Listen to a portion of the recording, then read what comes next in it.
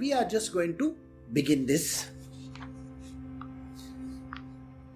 That devotion, verse 2 says, is indeed the nature of supreme love directed towards God.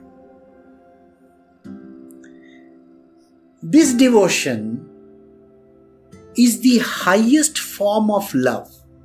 Now you may wonder, are there other forms of love? Of course there are other forms of love. The mother's love for the child. Is it the highest? No way. The brother's love for the sister, or friend's love, or the love for the master, the servant-master relationship. Do you think these are the kind of love that we are talking about in devotion? No.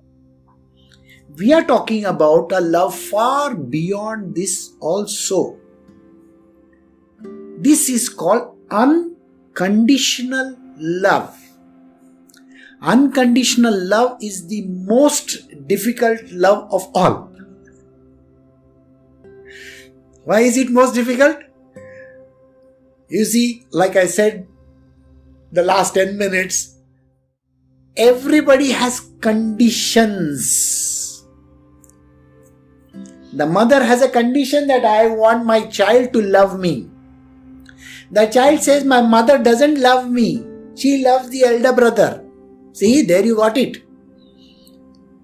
No, unconditional love means the love should be so much that there should be no expectation whatsoever. Love has to flow. And there should be no return back anywhere. That is unconditional love.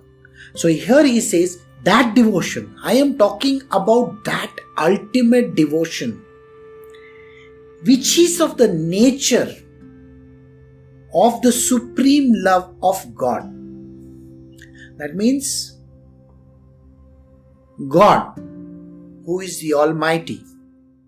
Some call Him by different names. Jesus called Him as the Father in heaven. We call Him Sri Krishna. Some people call Him Shiva. Some people call Him Brahma. But is that the ultimate? No. The ultimate in this case is the Supreme Divine Consciousness. Sri Krishna is the Supreme Divine Consciousness. Father in heaven is the Supreme Divine Consciousness. Allah is the Supreme Divine Consciousness, the highest of its kind. We are talking of that ultimate destination beyond the Brahma also. Beyond. And that love which you have for this divine consciousness, that is the God, this devotion has to be directed towards that. Why are we eliminating the in-between? Why does a person eliminate the in-between?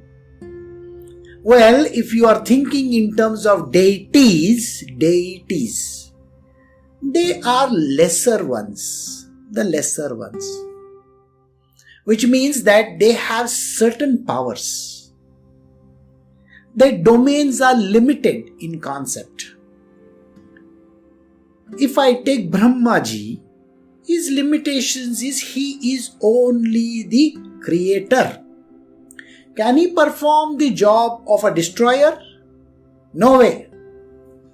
Shiva's job is of a destroyer. Can he perform the job of a creator?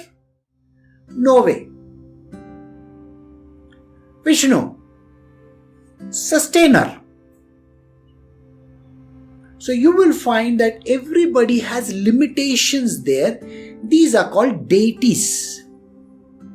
If I have a love for the deity, I can only reach a certain level. A deity, let us say I have my devotion towards Saraswati. I can reach the highest of devotion to Saraswati and achieve what we call today as the highest in the knowledge. That's it. Maybe music, because she plays the music. Maybe the arts. That's it. Beyond that, there are limitations there. See?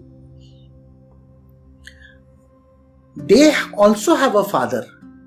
All these deities are reporting to the super boss. And that is the super boss we are talking about. We are not talking about deity levels. Again, we are not talking about Brahma. Brahma is the ultimate destination, everybody says. In Brahma, everything goes to nothingness. When people say, I am a Brahmanyani, the knowledge of Brahma cannot take him towards the supreme divine consciousness, or what we call as the supreme God, the Lord. Why? You see, for reaching him, you require devotion only. That is what is mentioned over here. That devotion is indeed of the nature of supreme love in God. This devotion is the only path which can take us beyond the Brahma, beyond the deities, beyond anything that you can ever imagine.